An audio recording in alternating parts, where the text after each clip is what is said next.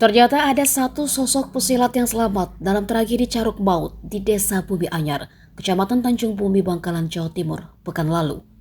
Dalam konferensi pers di Polres Bangkalan, Werdi, salah satu pelaku, menjelaskan kalau di malam kejadian itu, ia dan kakaknya Hasan Busri berhadapan dengan 10 orang.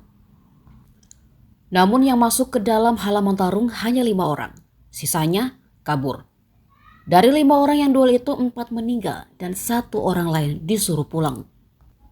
Saat itu posisi Matanjar, Materdam, Nayeri, dan Hafid sudah tumbang. Pesilat yang selamat tersebut dikatakan hendak menyerang kembali. Namun Hasan mengampuninya dengan memberikan pilihan untuk pulang. Kalau kamu nyerang paksa, saya bunuh juga. Bahkan ia mengungkap pesilat itu masih menyerang saat teman-temannya yang lain sudah roboh. Korban disebutkan sosok pria terekam dalam video yang beredar. Pada video yang beredar memang terlihat ada pria mengenakan baju putih dan sarung. Namun wajahnya tak begitu jelas karena video direkam sambil berlari. Sempat pula terdengar suara teriakan Allahu Akbar dalam duel tersebut.